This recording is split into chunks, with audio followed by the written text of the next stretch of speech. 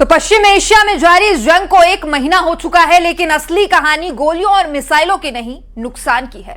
कौन कितना टूटा, किसने कितना खोया और किस पर कितना खर्च हुआ, चलिए आपको दिखाते हैं कि महज 20 दिन की जंग में अर्थव्यवस्था कैसे घायल हुई है।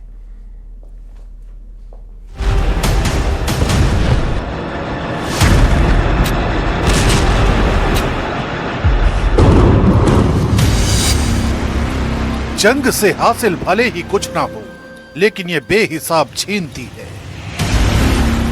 लोग मारे जाते हैं,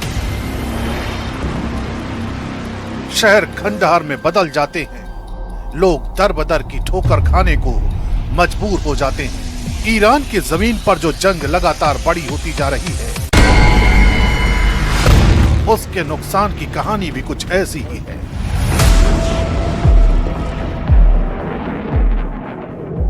अमेरिका के मजबूत डिफेंस सिस्टम ने उसे बड़े हमलों से बचा लिया, यानी जमीन पर अमेरिका को झटका कम लगा।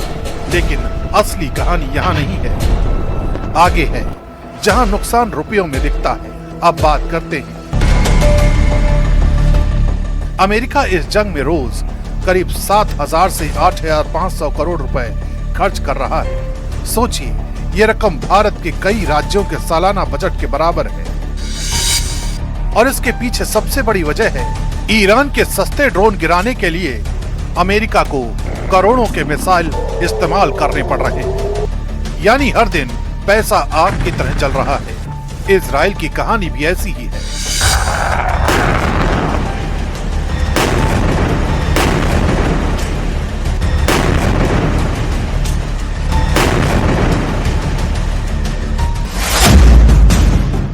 इस जंग में इजराइल को भारी आर्थिक दबाव झेलना पड़ रहा है।